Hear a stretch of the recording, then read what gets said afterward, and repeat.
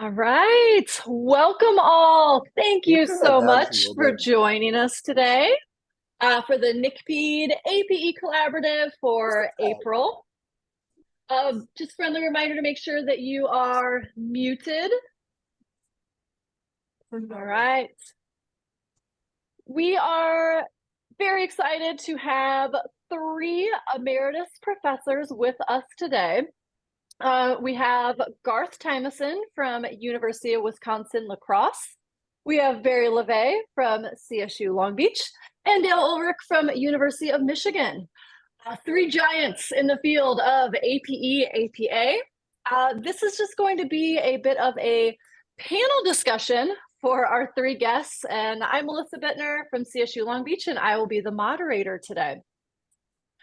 So to begin, and again, big thank you to you three for joining us today just to talk about kind of the purpose, a little bit about the past, the present, the future of adapted physical education, physical activity.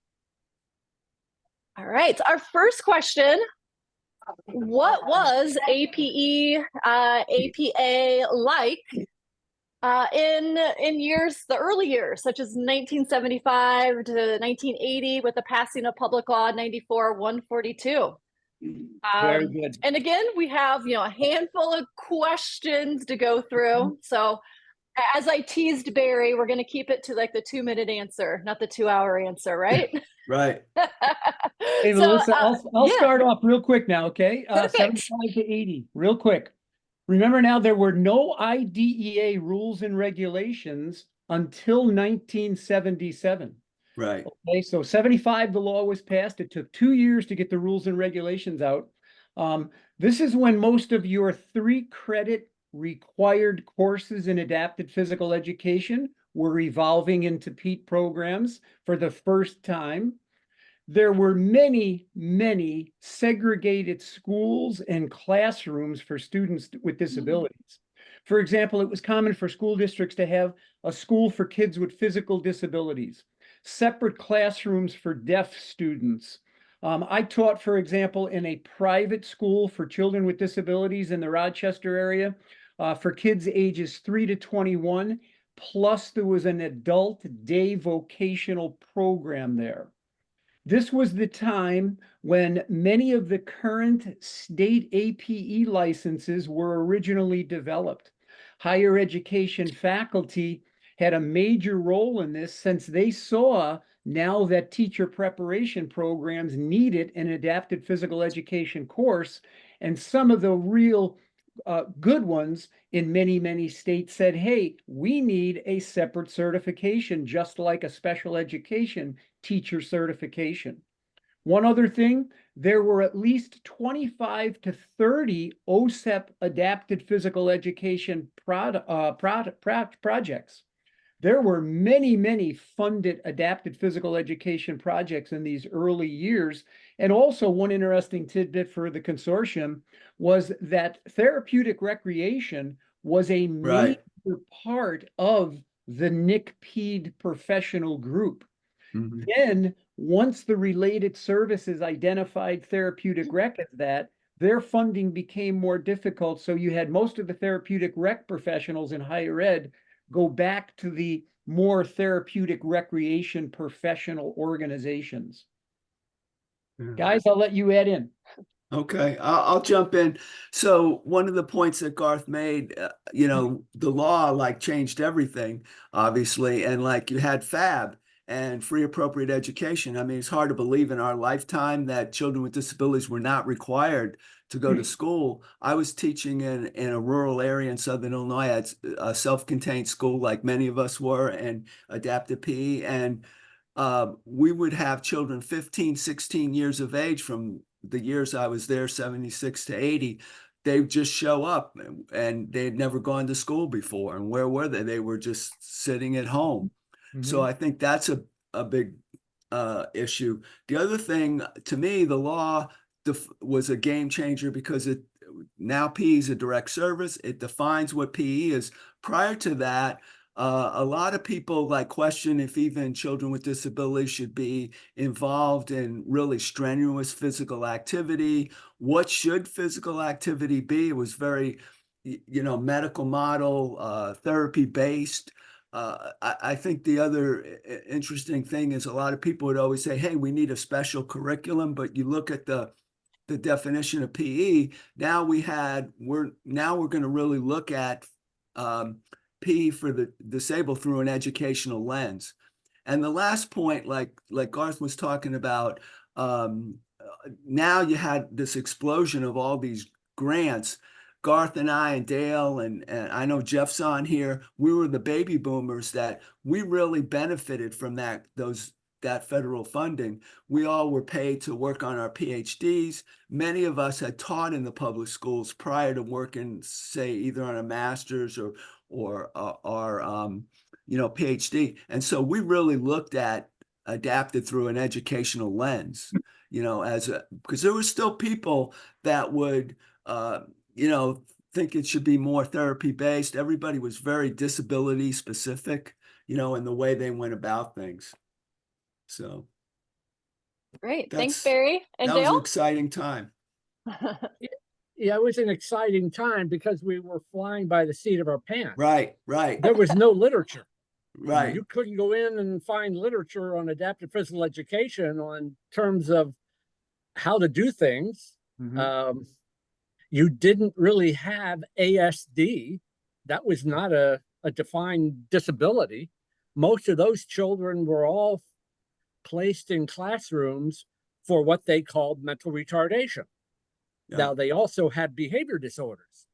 As we all know with ASD, when they get overstimulated, behaviors start to exist. And so it was very interesting. And I did my master's degree at Westchester University, and I did a dual major in adaptive physical education and special education. That was a good decision because in adaptive physical education, the people teaching the courses, I'd already been teaching 2 years and I had a lot more knowledge than they did. They taught everything out of a textbook. Mm-hmm. And so it was kind of, you're flying by the seat of your pants. And interesting, at that point, my first major adaptive physical education position was at the new intermediate school districts in Pennsylvania. They developed, once Public Law 94-142 was going to be implemented within a year in terms of rules and regulations. And so they served all of the county schools. Mm-hmm. Well, my position in adaptive physical education was I taught about 18 classes per week across 2 counties. And so I could not assume they were going to have equipment. So I went out and bought a van.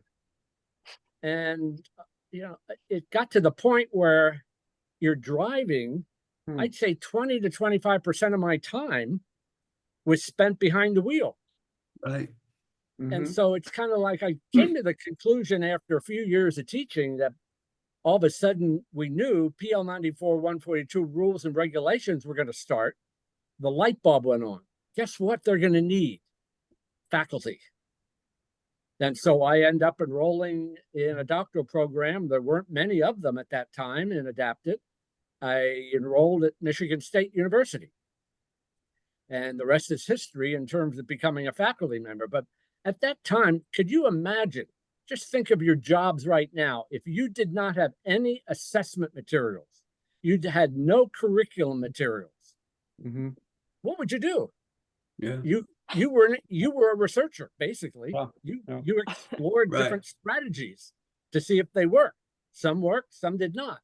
Yeah. But the major thing that I remember in my early years of teaching was the extreme variation in skill levels in the classes, because they had all kinds of kids there, all kinds of ages there.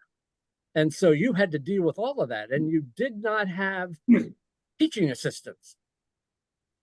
Basically, they had some teaching assistants in the classroom, but guess what they did during physical education? They took their break. Mm-hmm. And so you were there by yourself, and boy, you learned a lot. Hey, Melissa, let me finish this question up with a little societal context, okay? Sure. The three of us were all drinking Boone's Farm apple wine for 99 cents a bottle. And now that Dale had his van, there was a lot going on in there. Our computers were Texas Instrument calculators. My 1964 Plymouth Voyager had transmission push buttons on the dashboard.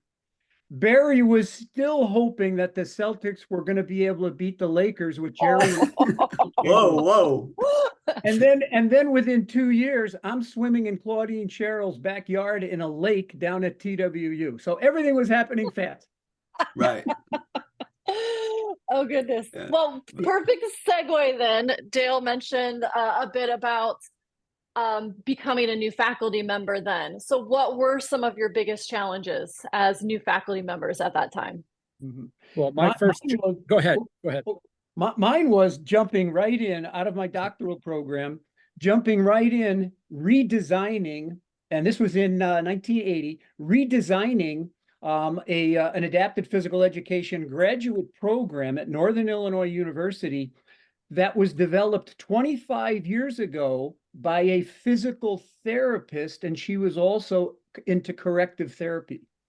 And so luckily, I was given full reign to go in and revise that entire graduate curriculum to come up with a master's program in adapted physical education. And therefore, I was able to submit my first OSEP grant application within probably 2 or 3 years of being at that university.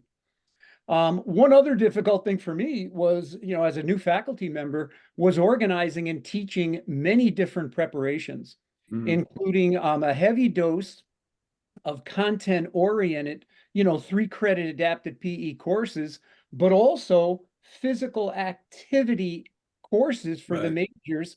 I always taught a basketball class and I always taught a badminton course, which were required within the physical education teaching program. Another chore that I had was establishing an on-campus clinical experience for the kids, college students that were taking the adapted PE courses. And then it was also learning how to carve out research and writing time when you had a fairly heavy teaching load. And mine happened to include once a week in the fall semester, driving 50 miles one way to teach a course in the Chicago suburbs, which was part of my load. Okay, so those were pretty busy times. Well, go ahead, Barry. Yeah, I'll jump in. When you pose this question, I would say for any new faculty pacing themselves, one of the really interesting things is when I completed my PhD, I was at the National APE conference. This was like 1984.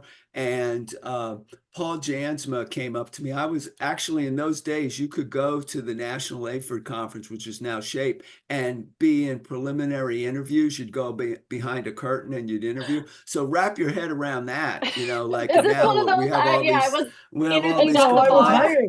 That's how I was hired. Right. I got hired in a bar, and now you got to ask them the same questions. But my point is, Paul Jasmine came up to me, he congratulated me, and he said, weekends are for getting tenure. And I've never forgotten that. And you a lot of times you jump on that treadmill, and at some point you have to ask yourself, how do I pace myself? And is this sustainable? And how do I juggle life and family and work and doing those things? I think the other thing was, you're very excited as a new faculty member and you're saying yes to everything. And, sometimes it really works out when you say yes to some things, but at some point you have to really say, hey, I've got to focus. I've always admired people like Dale and Garth. They focused on, an area. And at some point, my first few years, I was saying yes to all kinds of things. And, Don Hellison had a great saying, what's worth doing? And I really, at some point said, okay, I really want to focus. you know, my passion is behavior management. I want to do that. And I would say the last thing is it probably took me quite a while to really have a vision for my AP program as what should my students that are going to be going out to teach adaptive PE, if they're going to be quality teachers and providing services, what do they need? And the thing that really had a big impact on me was involved in APENs. Being involved in APENs and helping to write those standards really made me reflect on what should my students like exit with, and really paring down. You know, originally when you get out there, like my first years or so, I was trying to teach an intro to adaptive class, teach them everything that a PhD student should know. You know, it was just crazy. And really the idea of pacing yourself. Last point, 84, when I was at that National APHED conference, that's when I first met Jeff McCubbin. So shout out, Jeff. Okay. I do have a question in the chat. I think this is geared towards Garth, maybe Barry as well. When you are looking to establish your program, your practicums, did you get paid to do that? Were you a volunteer? How did that all get established? Sweat equity, I mean, what went on there? No, you don't get paid for that stuff. For me, it was very, very good because in relation to, I was happy that I could redesign that master's program because again, it was basically a corrective therapy graduate program. But again, the person was fantastic. She was a dedicated faculty member. She was wonderful, but it was very good. And no, you don't get paid for those types of things. You don't get paid for establishing a clinical you know, as part of your adapted physical education, you know, coursework in the university. That's just part of, you know, what you do as a faculty member. Barry? That's what I would say too. And you want to, you know, you want to do those things. But I think now, like days, maybe sometimes you can negotiate some release time or something like that to develop something. But, you know, my first job, higher ed, was at Fort Hays State. I walked in to my, you know, chair on a Friday afternoon after I'd been there a month and said, I want to start a graduate program. And he said, okay, fine. And, you know, by the next year, I had a program. You know, I couldn't imagine like trying to do that at Long Beach State, you know, when, you know, it would take years and you got to get all your courses accepted or whatever. I just handed him my syllabus and he said, fine, here's some course numbers, use these courses. You know, you couldn't do that today. I can imagine there's so much paperwork now that and just hoops to jump through. Garth, go ahead. Now we might talk about this a little bit later on when we get into grant seeking, et cetera. But to getting back to what Barry said, these days there are internal grants where you can maybe get some stipends and things like that. So for example, our university has a curriculum redesign faculty grant program. So if you're at a university, be sure you check out those resources and possibilities for getting paid for doing some of this stuff. Yeah. Well, it was also interesting that 40 years ago, when we were all doctoral students, the senior faculty that we were working with weren't doing research. Right. So how the heck were we being trained to do research? We ended up, quite honest with you, we ended up having to self-teach ourselves to do research.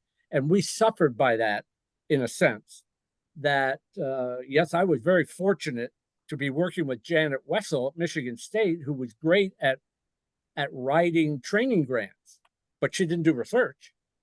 And so as part of that, OSERS had money for research, and I wrote a grant for my dissertation, which ended up being the TGMD, to get funded.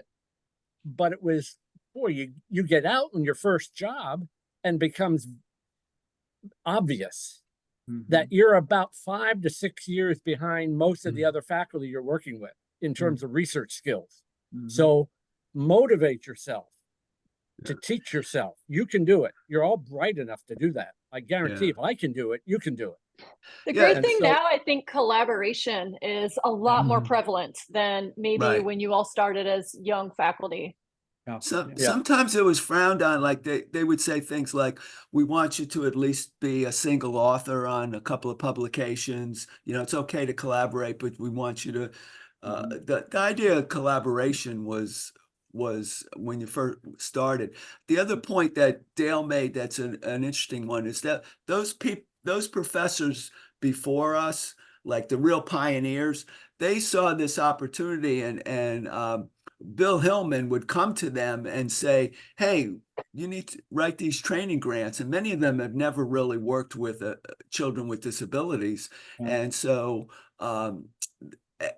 And we were just looking at it through an educational lens, and also, research requirements were very different then. Scholarship was different, and Barry brings up a good point, and Dale brought up a good point also about collaboration. I was fortunate that I went to Illinois for my first job after PhD at TWU, because in Illinois, Carl Eichstead was already there, and so was Jim up at University of Illinois, Chicago, Jim Horgan. And so, but also internally at my university, I was able to luckily collaborate with a person in exercise phys, Bo Fernhall, and also some elementary methods people for some of my initial research and writing and things like that. So that collaboration is so very important. And I'm sure we'll talk about that more in the next question. Yeah. Well, you end up with the collaboration with people outside of adaptive. I was convinced by them to go to conferences outside of APA. I mean, the only conference we had at that point of APA was AFERD. Right. There weren't other conferences. That was it. And so they convinced me to go to conferences specializing at that time in mental retardation. It was Gatlinburg conference on MR. And there were always a few presentations in the motor area. Jim from Horgan. Jim Horgan. Oregon would go there. And my chair, Mike Wade, who was a researcher in MR and motor, convinced me, Dale, you've got to go to these places. And sure enough, that was good advice. And that's one of the better advice I can give anybody that's listening. Don't just stick with APA conferences. Right. Challenge yourself. Most of us minored in, a lot of us really minored in special ed or were involved in special ed, and usually special ed was 2 or 3 years ahead of what we were, we're doing. A lot of people would, this would be they'd have some new concept, and then it would take a couple of years before people adapted, All right. Yeah. Right, Barry. We just talked to Dr. French, and that's it's exactly what he said. Yeah. Sure. All right. So our next question: what insight or specific tips would you provide to other faculty regarding scholarship, research, service, and/or getting published? Big question. Now I'm sure we're going to have many different ones in this one, but I'll start off with a couple of quick ones. Be sure to get clarification about the exact requirements for retention, tenure, and promotion where you are. Some universities have very clear and objective criteria, others don't, okay? Another one is find out if successful grant applications are considered scholarship at your university. Is this an area of scholarship that's required? Is it rewarded? Are unfunded grant proposals considered in the personnel decision process? Are internal and external grant awards, do they have the same value in relation to your personnel process? Another suggestion, collaborate with, and we've already talked about this, collaborate with on and off-campus colleagues and universities, okay? I'm going to jump to one in the service area, specifically to adapted physical education.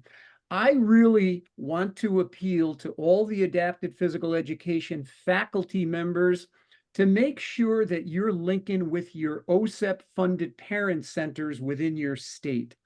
They need your help. Become aware of them, knowledgeable about what they do, and offer to present maybe once a year a session for them at their parent center, and all of it is done online.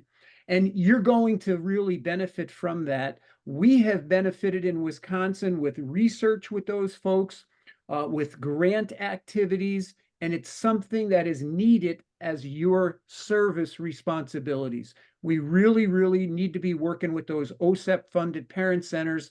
Find out about them in your state. Yeah, and they might be called something slightly different state to Right. state. Like in California, they're called regional centers. So, I'm sure they're different in each area. They need our help. I'll jump in and I'll talk more from a scholarship writing standpoint. I think the most important thing is to be a lifelong learner and work at your craft a little bit every day and realize that nobody does it alone. And we've talked about collaboration, but maybe getting with a writing team where of people you really trust. That doesn't mean you can't, write with other people, but I was fortunate to be on a really good writing team with Ron French and Hester Henderson. But most important is develop a scholarly focus. We talked about that. Hey, I admire Dale. 40 years, he's still working on TGMD. So if you're going to have a scholarly focus, and he's done research in other areas with babies with Down syndrome. But my point is, you better be passionate about it, because nobody answers a question or looks at an issue in one study or two studies. That this is something that you should really look at. The other thing is, when I'm talking to people about writing, is how do you know what good scholarship is if you never read? And you need to be a reviewer. And you need to, like, when I would read work that other people did, and I'd put it down and I'd say, well, what do I like about that?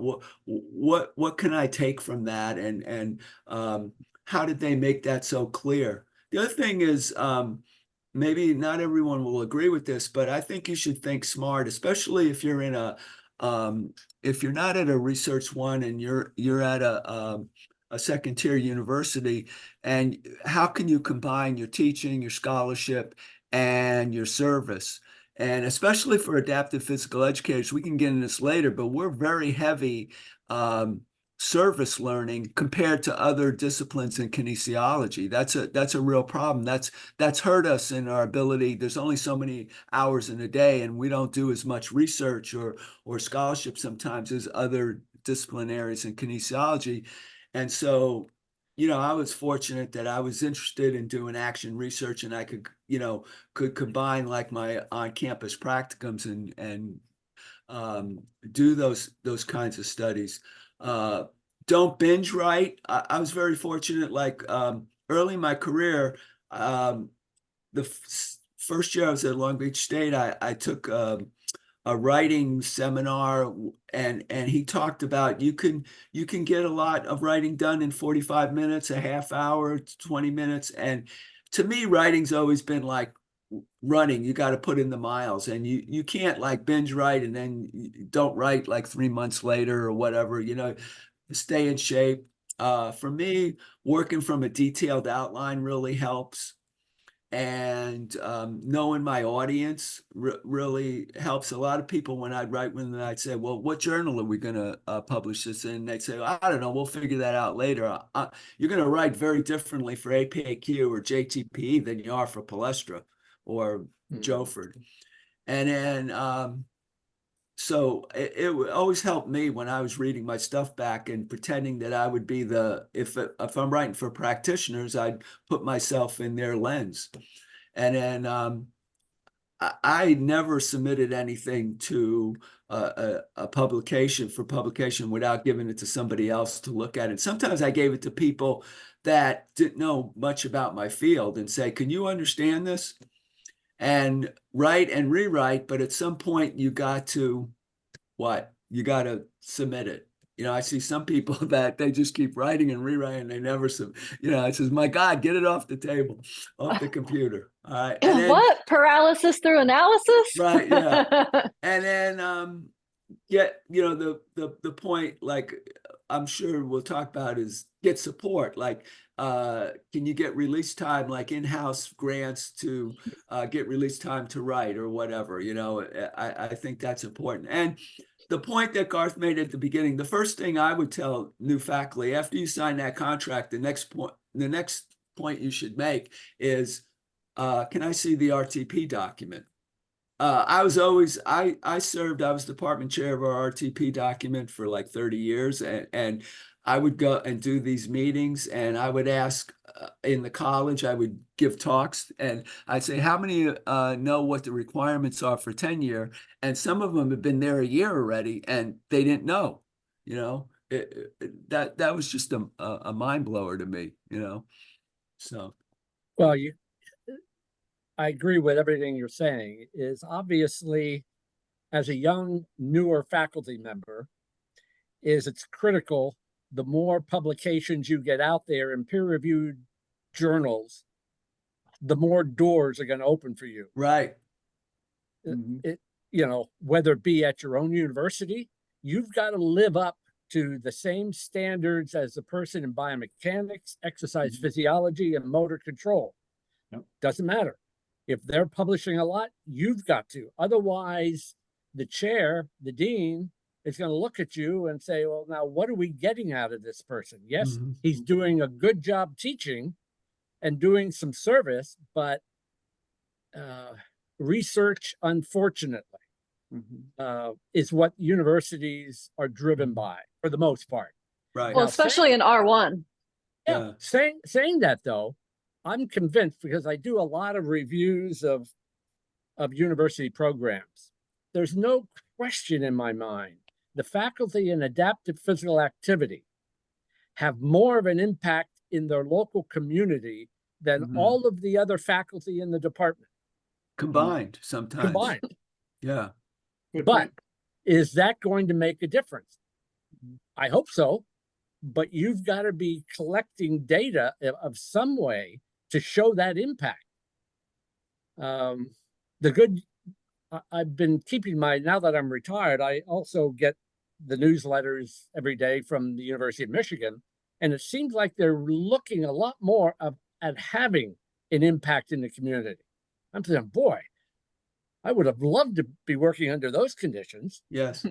But again, the other question that I suffered from coming out of a doctoral program with minimal research training, you've got to learn what a good research question is. My chair at Southern Illinois University, Mike Wade, basically took me aside. With my dissertation with the TGMD, we had other studies going on comparing children with intellectual disabilities to typically developing. And he said, Dale, we already know that answer.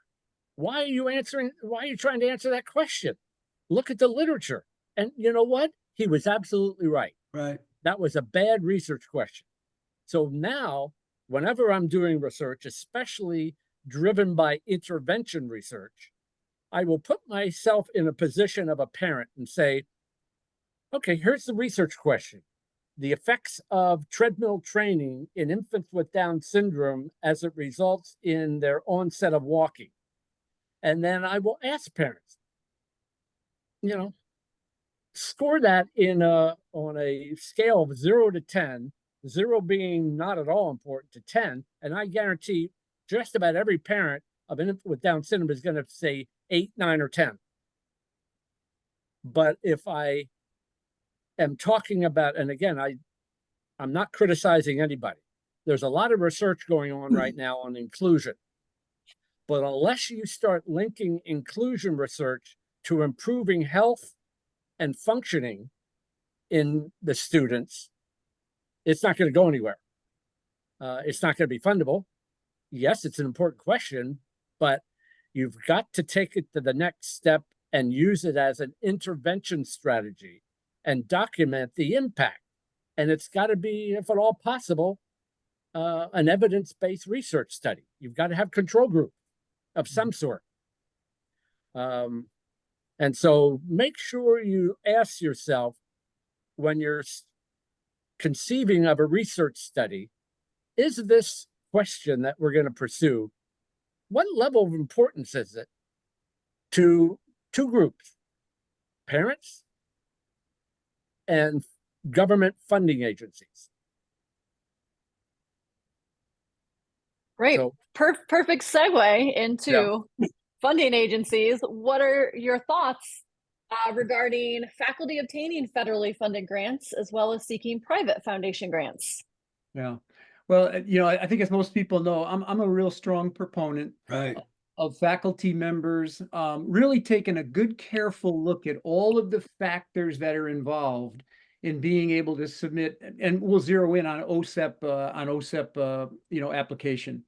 I work with faculty. I have a checklist that I call my feasibility checklist for submitting a competitive, let's say 325K proposal. But I'm a strong proponent. But you have to make sure that the factors are in place: the support, the program, the community access, your state education agency. I'm a strong proponent of it. I kind of grew up on those things. When I first went to Northern Illinois University, we were in the College of Education. I was the Department of Physical Education, and then there was a Department of Special Ed. They always had 5 and 6 325K applications all going on at the same time, projects. So again, I'm a strong proponent, but talk to people who have been project directors, carefully look at the process. Most of these OSEP applications, in my estimation, are 4 to 5 months of time to putting those together. Make sure you're talking with your administration as to how they value those types of things. Yes. And the value of those OSEP, oftentimes those OSEP funded projects differ according whether you're at an R1 university or a regional comprehensive. And so, be careful in that area. Regarding private foundations, by all means, pursue those. Depending upon your location, there may be many private funders, and oftentimes private grant proposals are less cumbersome and less lengthy than federal grant proposals. You may also be able to tap into state level grants. But yeah, by all means, try to tap into, foundations. And most of you are at universities where you probably have a grants and sponsored office, and they can oftentimes help you identify funders that are interested in funding the things that you're interested in. And the bottom line is, when we're working with the whole field of disability and special education, that to me oftentimes is an advantage.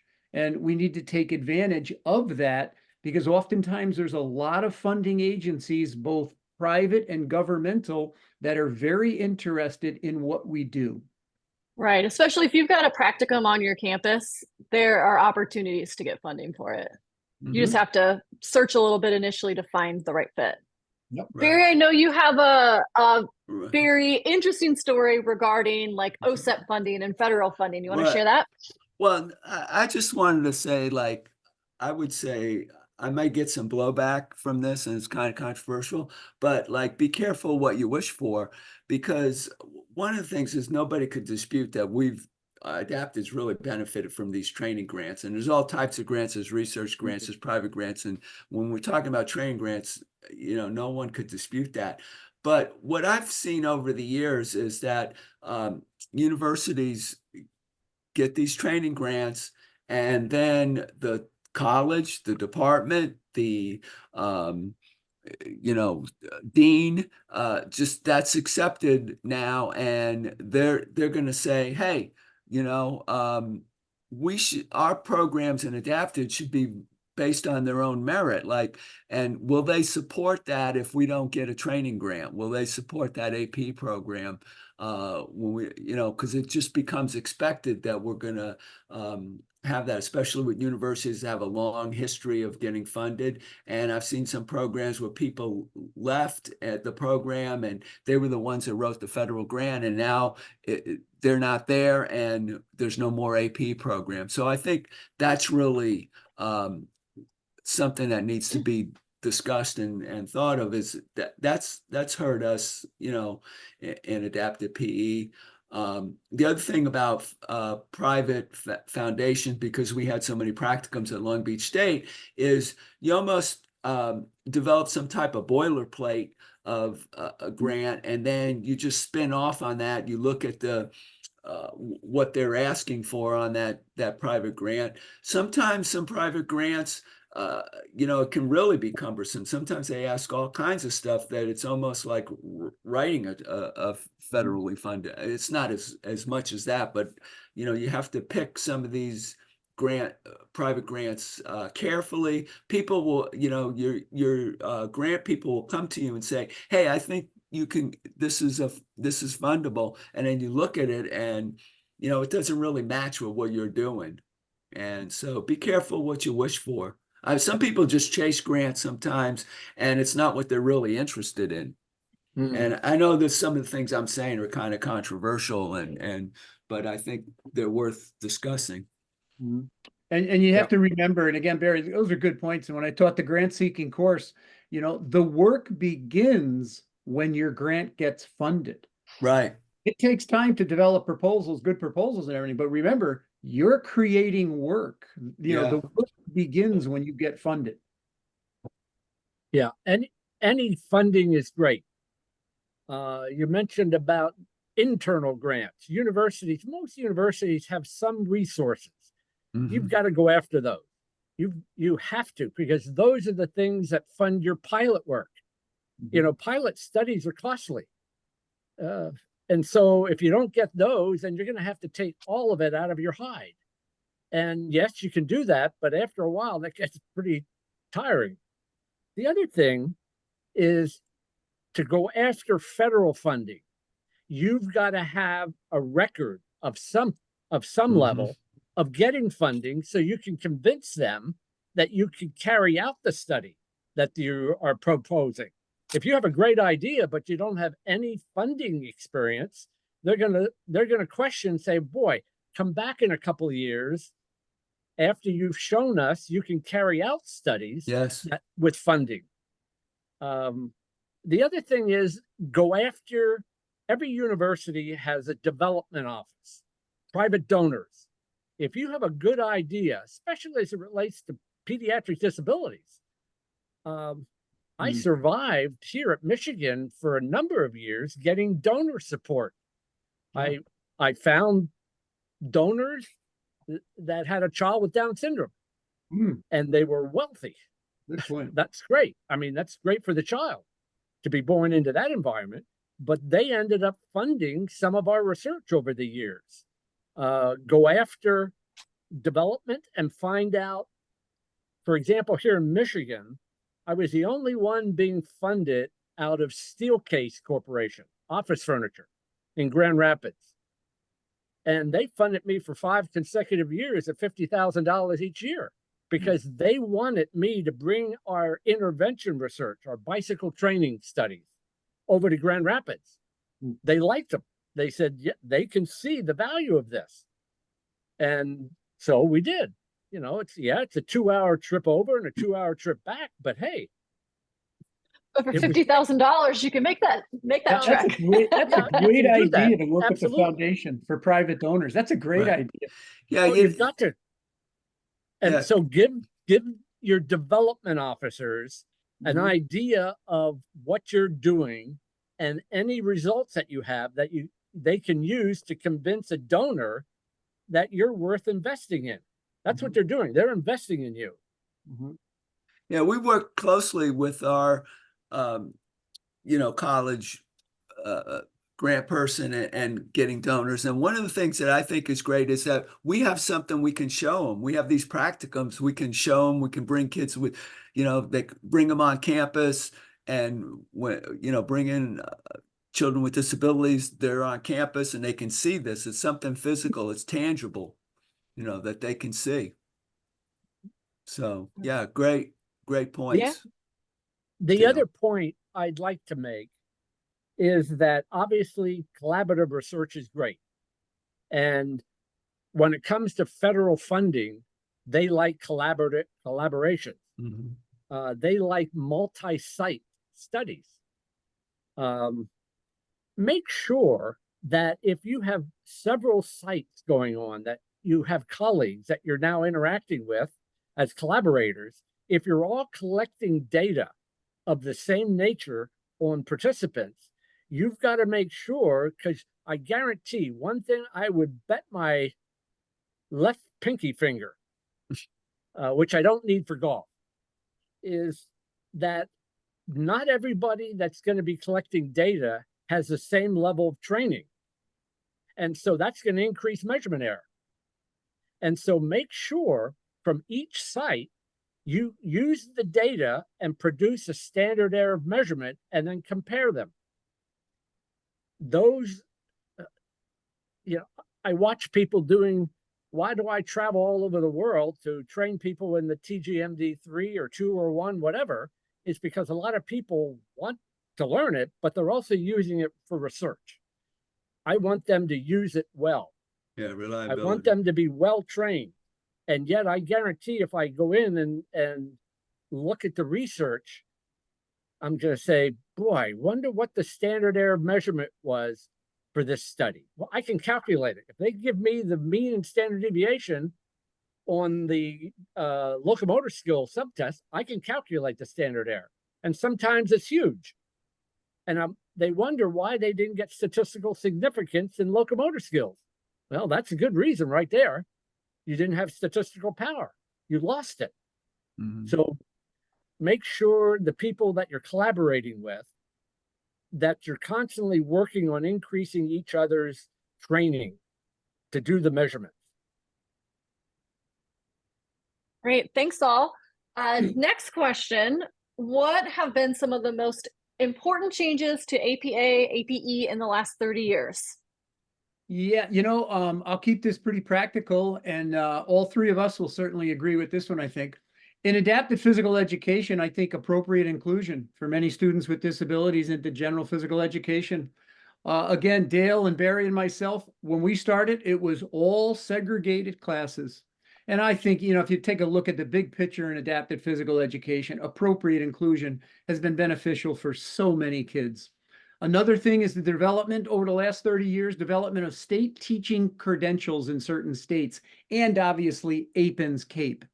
If you take a look at the quality of the adapted physical education in many of the states with certifications like Michigan, California, Wisconsin, Minnesota, and really exciting now, even a couple of the newer ones, Colorado and the state of Washington, those, in my estimation, are big, important changes for our field. I think even getting down more specific, the creation of itinerant resource specialists for school districts. Again, that's a fantastic thing when you look at what things were 30 or 40 years ago. Those people can now interact with related service personnel, special ed teachers. They're hitting on many general physical education teachers on making sure that they are appropriately integrating kids, with disabilities. Obviously, the whole APA concept, where now instead of just adapted physical education for kids 3 to 21, we're looking at the entire lifespan of adapted physical activity. And this is not a change, but I think it's very important. It's a very important factor because we continue to get positive and favorable rules and regulation interpretations from OSEP regarding physical education for students with disabilities. We have never received any kind of policy clarification letter that was contrary to what we thought IDEA said about physical education for students with disabilities. I think that's very important that we continue to get those positive interpretations. The first thing, and I think the biggest thing, is we talked earlier about, Dale mentioned about this lack of literature. I would say the biggest thing was we're recognized as a discipline. I remember when talking to Dr. Jeffrey Broadhead, Jeff was put this proposal together for what's now APAQ. And there were a lot of people that questioned, like, can you warrant a journal? Do you have enough literature to even warrant having a journal? And so we had, 94, 142, and within 10 years, now we had 2 journals. We had APAQ in 84 that Human Kinetics was publishing, thanks to Jeffrey Broadhead and his vision. But we also, out of his office, Dave Beaver started Palestra the same year. And even that was practitioner oriented and very heavy on sport for the disabled. And so now we had 2 outlets. Prior to that, you wrote in special ed.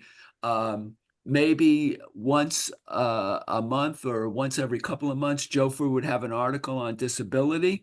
And if you really wanted to get specific, you had to publish in how many people have ever even heard of the American Corrective Therapy Journal? You know, that's where you had, those were your there were few outlets. And so I think that was that's a, you know, there are many people that questioned at first that if we were even a discipline.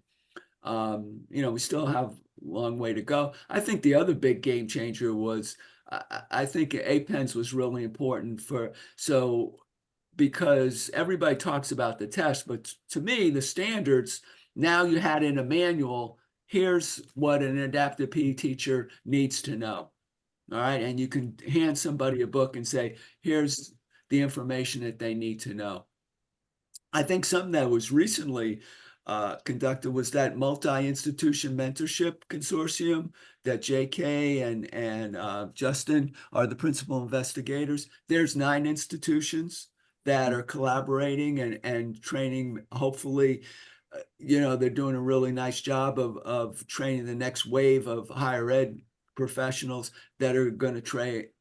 You know, they're going to go out and they're going to train the next wave of teachers in adaptive PE, and that's critical. Like, we need to get as many higher ed people in institutions as we can. I'd be remiss if we didn't talk about one recent change.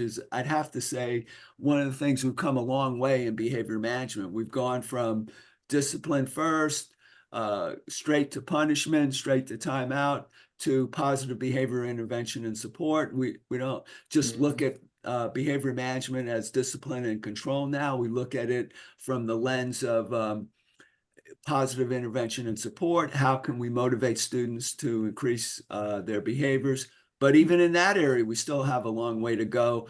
What the, you know, teachers are telling us in some of these surveyed studies that have been done is that they're still not really feel they're challenged in developing a behavior management plan, and they're challenged in really identifying in that behavior management plan what are really analyzing the behavior, collecting data. You know, they really struggle with that, and they tell me, and what the research is showing is that they're not being trained in those areas. They're getting a lot of like classroom management, gymnasium management stuff, proactive stuff, but not how to, you know, really like analyze behaviors. And they have to get that, you know, hit and miss or on their own. Last thing, social media. I think, like, you know, a lot of AP teachers I know, when I would attend pre-services, they really didn't meet my needs. And so I think now with social media, you have, you know, Instagram and podcasts that can really identify some of the needs of AP teachers. It wasn't always like that. You go to some in-service that, you know, had nothing to do with what you're interested in. So, Yeah, great point, Barry. yeah. When looking for collaborators for many years, the only route you had was to attend a conference and look for people doing similar work. Right. Well, now with Zooming and Teams, you can meet with people just like we're meeting now. And so you don't really need to go to a conference. You can be meeting with your potential collaborators on a regular basis, which is great. We didn't have that. Certainly, there's a larger number of people in adaptive physical education and activity. And so that's all very positive. We didn't have that early on. And again, it continues to grow, especially related to the OSEP grants, which helps to increase it. But the other thing I see as I go around to conferences is a lot more self-confidence. I think that's great. People think they know what to do, and they're doing it, and they have positive outcomes. And so certainly your confidence grows. And so, you know, I think that's a great increase over the last 20 years. Right. Partially, though, because this generation has the previous generations to look to and learn from, where you all, that was a lot more sporadic compared to, the Sure. next line.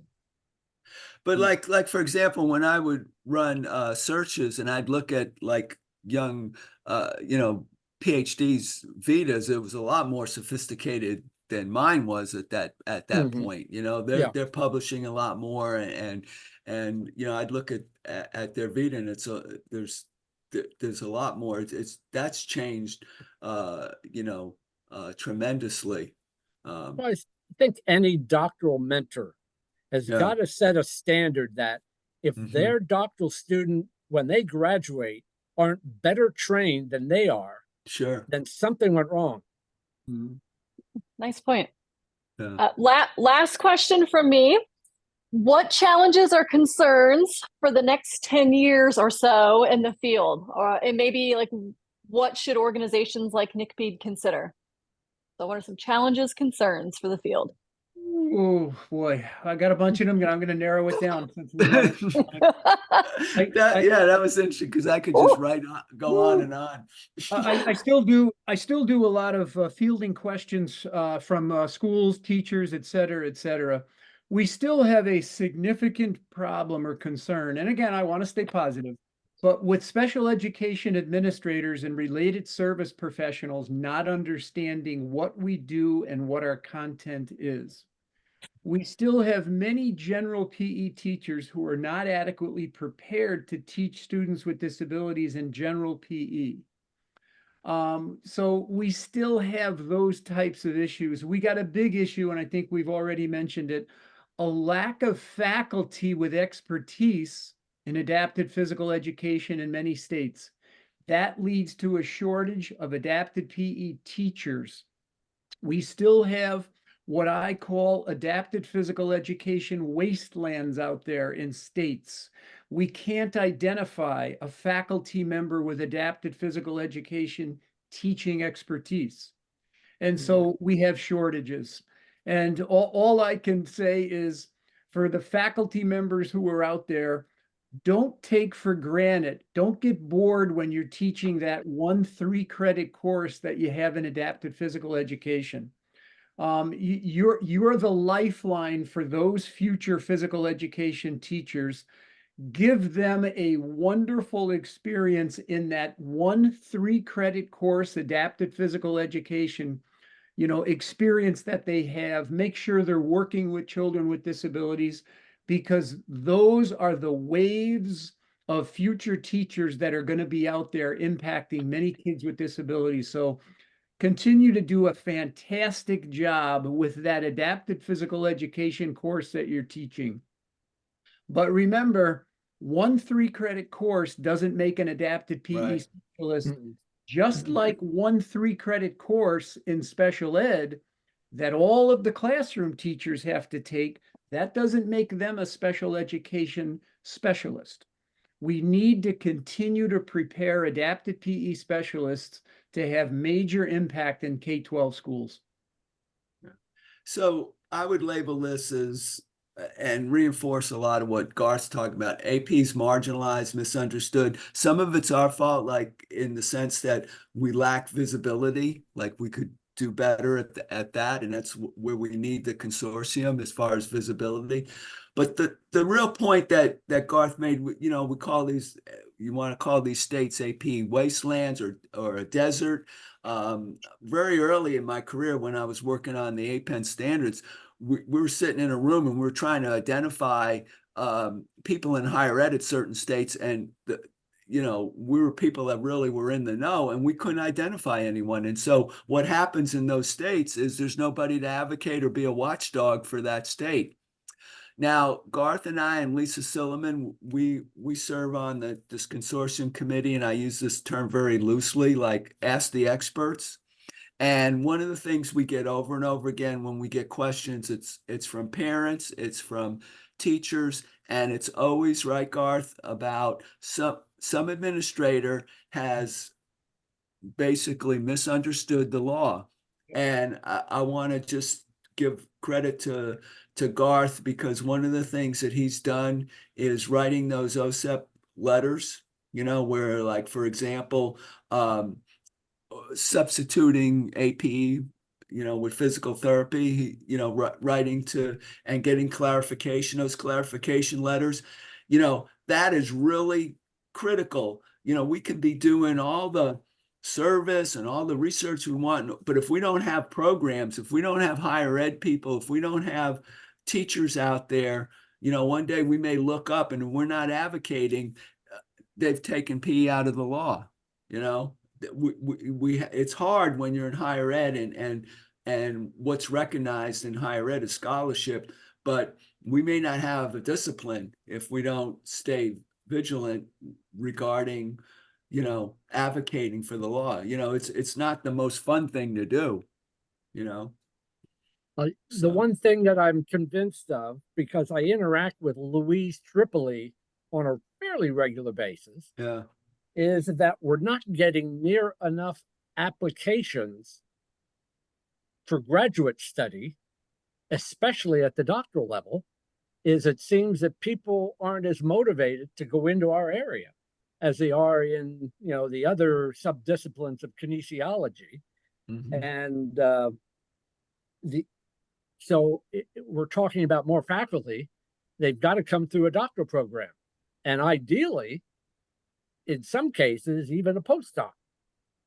You know, if you're looking for the positions that have been open at major universities, they're not going to look at you probably unless you have had some postdoctoral training, and that's all new in our area. right. The other thing is I've noticed Greg Reed and I started NFAPA back in the early 1990s, and he agreed to host the first one if I would be the first president. I said, well, I like Canadian beer. Let's go to Montreal. And Yeah, I love that. Was a the great conference. conference, Dale. Yeah, Oh, that it was was a fun. great conference. Yeah. But if you look at it, we rarely have less than one application to host conferences. And so every year it gets more challenging and challenging and challenging to get someone like a university to host it. If we don't improve on that, then that's going to go away. And so we've got to find out ways to, you know, it only meets every 2 years. Yes, it is a research conference. The only research conference in our field of adaptive. And so we don't want to lose it, but we've got to get universities and faculty willing to host. Now, luckily, the one coming up this September is a great place. John Foley and his group doing a great job. But what's going to happen the next time? You know, every time we worry. And to only have one application is not a good feeling. Most of the major conferences I go to would have 3 or 4 places that they were considering. And so we've got to improve on that. I thought Dale was going to mention this, but I think one other thing that really hurts us is lack of development of standardized assessment instruments. Because I mean, it starts with assessment, and you know, shout out to Dale when I would teach about what makes a standardized instrument or what's validity and reliability. I would like take excerpts from Dale's manual and say, you know, if you're looking at an instrument, it should be accompanied with a manual. It should be look at all the steps that he took to make sure that this is a valid and standardized assessment instrument. And a lot of it's, you know, it's hard to, that's challenging to put together a standardized valid instrument. And a lot of people shy away from that, you know, in our field. But it's practitioners are desperately need that, you know. And so the one thing I want to mention, Melissa, is, you know, and this might take 2 years, this might take 5 years, this might take 10 years, but eventually it's going to happen. IDEA is going to get reauthorized. And everybody on this podcast or this webinar right now or this Zoom meeting needs to help people like Susanna Dillon and Brad Weiner and the people on the advocacy committee, because we need to make sure that all of the requirements and the wording regarding physical education stay in that law. And when that law is reauthorized, it is going to be a monster because, it's been many, many years. Many years. And people have all sorts of things that they want to get changed. And so you need to remember when that happens, you got to stay active with the consortium and make sure that that campaign works. Because Yeah, that was. Oh, go ahead, Barry. while you got your head down and you're doing, whatever you're doing, like, scholarship or whatever, all of a sudden you look up and we don't have a discipline. We don't have a program. We don't, I'm not trying to And put all it everybody's took, hair on fire. when the last reauthorization, all it took was one large urban school district to write some comments to OSEP, and they changed a significant thing. That's why we had to get those letters of clarification about preschool and secondary transition age. So make sure you're willing to step up and help. Great points. All right. Well, I want to thank everyone for joining us today. So much great information. Thanks, Garth, Barry, Dale. Really appreciate your wisdom, expertise. Thank you all for joining us. Yeah, Thank thanks you, everybody Melissa. for coming. Thanks, Dale. Thanks, Barry. Thank you. Thanks for putting this together, Melissa. Thank you. Yeah. Bye, all. Thanks much. Until next time. Take care. Thank you. Bye-bye, everyone. Thanks. All right.